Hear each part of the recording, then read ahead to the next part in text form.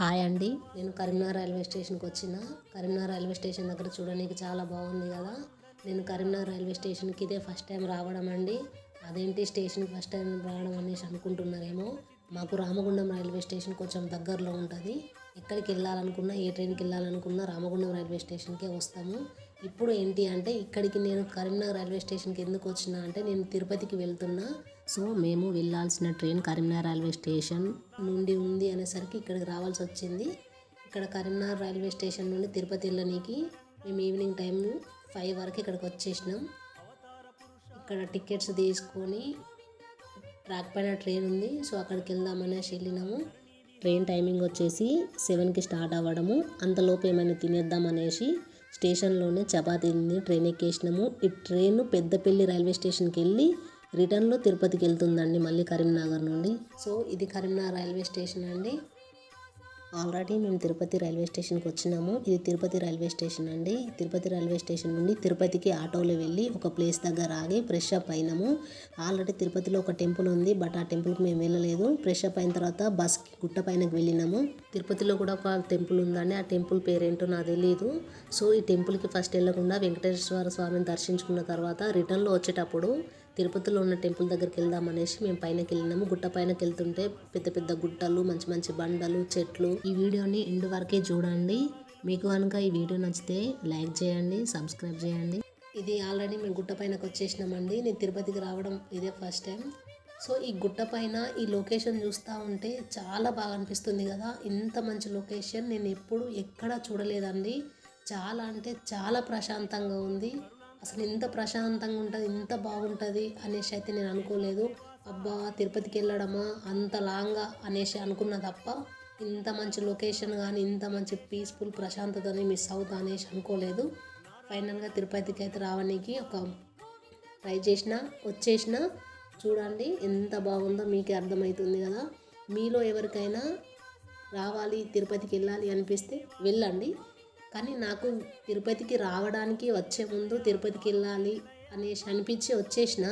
గుట్టపైన ఉన్న వెంకటేశ్వర స్వామి టెంపుల్ దగ్గరికి నడుచుకొని కూడా వస్తారంట అండి. Maximum 6 hours time పట్టిద్దంట.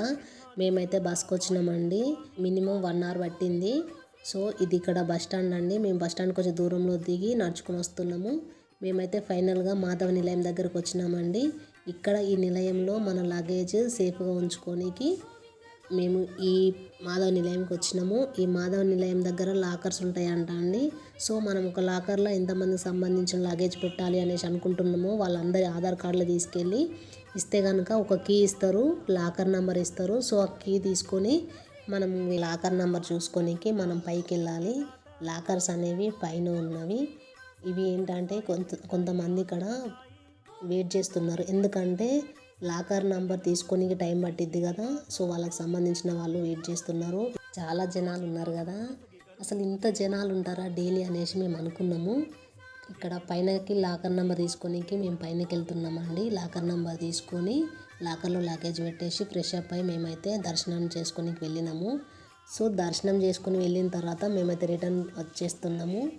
దర్శనం చేసుకొని వెళ్ళిన తర్వాత నాకు అనిపించింది కదా, అసలు అనకూడదు కానీ దేవుడా ఇంకా ఎప్పుడు కూడా నన్ను మీ దగ్గరికి రప్పించుకునే ప్రయత్నం చేయకండి అనేసి నేను అనుకున్నా.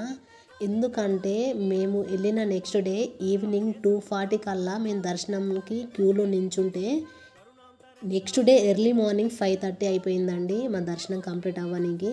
సో అందుకే కొంచెం బాధ అనిపించింది. కానీ మాకంటే ముందు వెళ్ళిన వాళ్ళు 30 అవర్స్ పట్టిందంట వాళ్ళకి దర్శనం కంప్లీట్ అవ్వడానికి. నైట్ 9 to 10 వరకు వెయిటింగ్ హాల్లో వెయిట్ చేయించారు. ఫుడ్ కూడా ప్రొవైడ్ చేసారు. మళ్ళీ ఇంకొక ప్లేస్ దగ్గర కూడా వెయిట్ చేయించారు. ఇంత దూరం నుండి ఆ దేవుడిని చూడడానికి వెళ్తే కనీసం 2-3 సెకండ్స్ కూడా దేవుడిని చూడనివ్వలేదండి. అందుకు బాధ అనిపించింది. కానీ వందల మంది కాదు కదా అండి, కొన్ని వేల మంది ఉంటారు కాబట్టి దేవుడిని ప్రశాంతంగా చూడడానికి అవకాశం ఉండదు. అలా అని చెప్పేసి దేవుడిని ప్రశాంతంగా చూడనివ్వలేదు అనేసి బాధపడకూడదు, సంతోషంగా ఉండాలి. సో మీకు ఎవరికైనా తిరుపతికి వెళ్ళాలి అనిపిస్తే కనుక, మీరు వెళ్ళాలి అనుకుంటే కనుక చాలామందికి ఐడియా ఉంటుంది.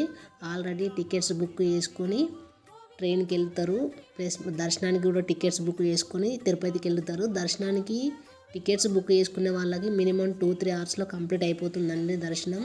కాకపోతే నార్మల్గా అయితే అస్సలు వెళ్ళకూడదు. ఇదైతే గుట్టపై నుండి కిందికి వస్తూ ఉంటే బ్యాగ్స్ స్కానింగ్ చేసిన ప్లేస్ అండి.